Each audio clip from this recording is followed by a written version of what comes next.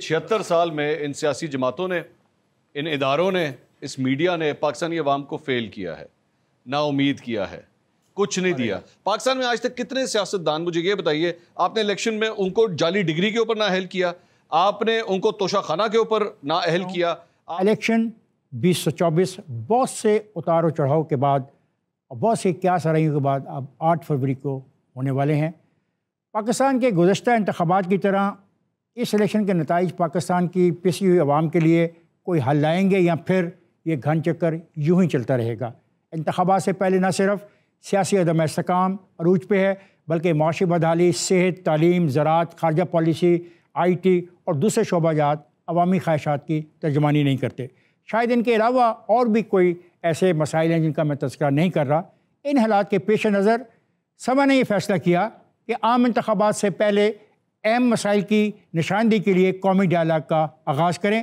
ہم اپنی ہی کمیونٹی کے دوستوں سے الیکشن 2024 کے حوالے سے ممکنہ ایجنڈے پہ بات کریں گے اور ان سے یہ جاننے کی کوشش کریں گے کہ آئندہ انتخابات میں کون سے اہم مسائل ہیں جن کو سیاستدان اپنی ذمہ داریوں کا بہتر احساس کرتے ہوئے اپنے منشور میں شامل کریں۔ اس لیے آج کا جو سوال ہے میں آپ کے سامنے رکھ رہا ہوں۔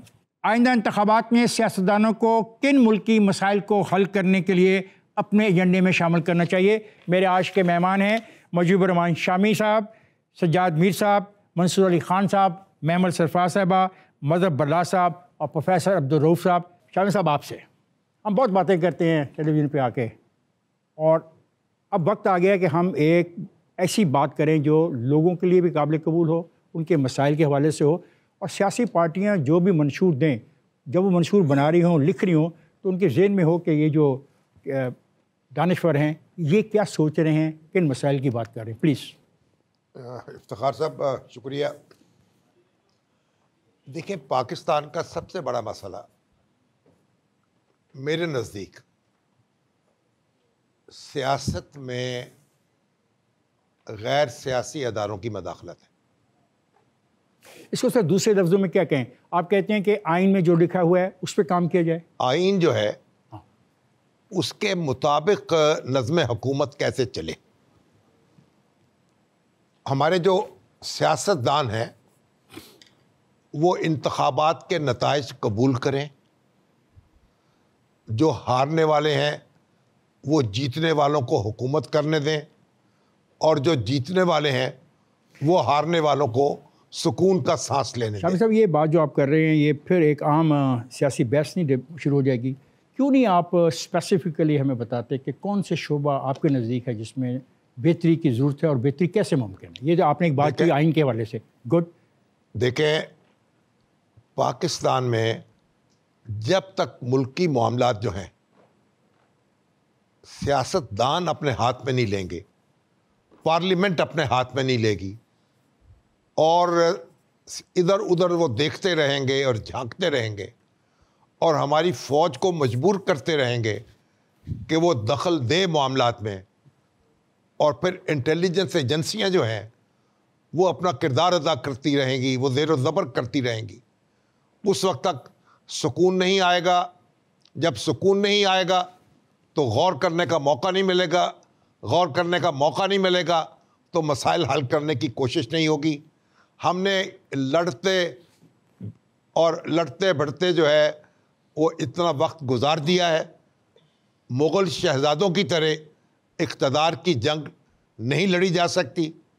تو جو انٹیلیجنس ادارے ہیں ان کا کردار محدود ہونا چاہیے، انہیں کسی طور سیاست میں دخل اندازی نہیں کرنی یہ چاہیے۔ آپ کی تجویز ہے۔ اب سیاسی جماعت اس کو اپنے منشور میں کیسے شامل کرے؟ کیا لفظ استعمال کرے؟ کیا اس کو لفظوں کا ان کو یہ عہد کرنا چاہیے کہ وہ کسی بھی طور غیر سیاسی اداروں سے امداد نہیں لیں گے اور ان کے ساتھ مل کر سیاست جو ہے اس کو گدلہ نہیں کریں گے۔ شامی صاحب، آپ یہ کہہ رہے ہیں کہ سیاسی جماعتوں کو اپنے منشور میں اس بات کی یقین دہانی دلانی ہے عوام کو کہ ہم ایسی کوئی حرکت نہیں کریں گے جو غیر جمہوری ہو، اور ہم جو انٹیلیجنس ایجنسیوں کا جو رول ہے اس کو ہم تسلیم نہیں کرتے۔ آپ یہ کہنا چاہیں؟ دیکھیے، میں سمجھتا ہوں کہ جو فوج کے سربراہ ہیں وہ سینئر موسٹ جنرل جو ہے فوج کا سربراہ ہونا چاہیے۔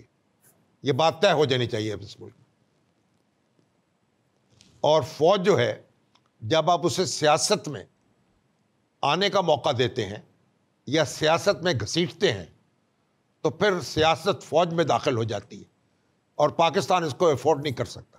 سجاد میر صاحب، یہ سوال آپ کے سامنے ہے کہ آئندہ انتخابات میں سیاستدانوں سے ملکی مسائل کو حل کرنے کے لیے کس ایجنڈے کی توقع کرنی چاہیے؟ ہم صاحب نے بات ٹھیک کہی ہے جی سر، اس کو ہم اس کو لفظ دے دیں، کوئی فریز بنا دیں، کوئی پھیلانا چاہتا ہوں۔ یہ میثاق جمہوریت میں بھی طے ہوا تھا۔ سوال یہ ہے کہ جو ہم جس بات کا اعلان کرتے ہیں اس پہ عمل کرتے ہیں۔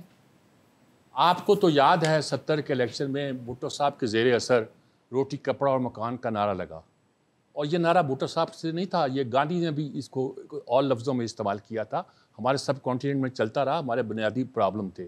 اب پرابلم ملٹی پلائی ہو گئے ہیں، روٹی کپڑا مکان کے ساتھ صحت اور تعلیم بھی ایک بنیادی سہولتوں میں شامل ہو گیا ہے۔ نعرے لگا رہے ہیں بجلی اتنے یونٹ فری کر دیں گے، نعرے لگا رہے ہیں اتنے ہزار لاکھ مکان بنا دیں گے، نعرے لگا رہے ہیں اتنی لاکھ کروڑ نوکریاں دے دیں گے، جتنے چاہے نعرے لگا دیں، عمل نہیں کریں گے تو اس کا اثر کیا پڑے گا؟ ہم آپ کو اسی لیے آپ کو دعوت دیے کہ آپ عمل کا طریقہ بتائیں گے۔ میں عرض کرنا چاہتا ہوں کہ جو چیزیں آپ آئندہ کا منشور تو ابھی چھوڑیے، پچھلے منشور کی جو مشترکہ باتیں ہیں اب جو ابھی گزرا ہے، ان مشترکہ باتوں کو اگر اکٹھا کر کے، صرف یہ نہیں کہ میثاق جمہوریت، میثاق معیشت، میثاق پاکستان نہیں، لیجسلیٹ کر دیں کہ تمام پارٹیاں اس پر پابند رہیں گی۔ یہ جو میں نے باتیں گنائی ہیں، کچھ شامی صاحب نے گنائی ہیں، لیجسلیٹ کر دیں کہ اس بات پہ پابند رہیں گی اور اس کو وائلیٹ نہیں کیا جائے گا، لیجسلیٹ کریں۔ اب میثاق کر دیں کہ آپ مکر جاتے ہیں یار، آپ اعلان کر دیتے ہیں بجلی فری دے دوں گا، میں دے نہیں سکتے آپ۔ یہاں تو وہ انڈیا کے کیا نام ہے کیجریوال، کیا وہ دلی کا جو ہے کیجریوال، یہاں تو اس کی طرح آپ کر کے دکھا دیں کچھ چیزیں۔ ہم دعویٰ کرتے ہیں، دعویٰ کرنے کے بعد کرتے نہیں ہیں۔ جی Mansoor Ali Khan, same question for you کہ آئندہ انتخابات میں سیاستدانوں سے ملکی مسائل کو حل کرنے کے لیے کس ایجنڈے کی توقع کرنی چاہیے؟ شکریہ افتخار صاحب۔ میں آپ کے اس سوال کے جو آخری 4 الفاظ ہیں، 5 الفاظ، کس ایجنڈے کی توقع کرنی چاہیے، کسی ایجنڈے کی توقع نہیں کرنی چاہیے فرینکلی اسپیکنگ۔ اور اس کی وجہ یہ کہ 76 سال میں ان سیاسی جماعتوں نے، ان اداروں نے، اس میڈیا نے پاکستانی عوام کو فیل کیا ہے، نا امید کیا ہے، کچھ نہیں دیا۔ آپ ایک بچہ ہوتا ہے جو اگر وہ پاکستان میں پیدا ہوا ہے، اس کے اردو سپیکنگ یا پنجابی سپیکنگ ماں باپ ہیں، آپ اس کو چند سالوں کے بعد اگر ایکسپیکٹ کرنا شروع کر دیں کہ وہ انگریزی بولنا شروع ہو جائے گا بغیر سیکھے، بغیر پریکٹس کیے، یہ بے وقوفی ہے۔ پاکستان میں یہ پورا نظام جو ہے وہ غیر جمہوری طاقتوں کے ذریعے چلتا آیا ہے۔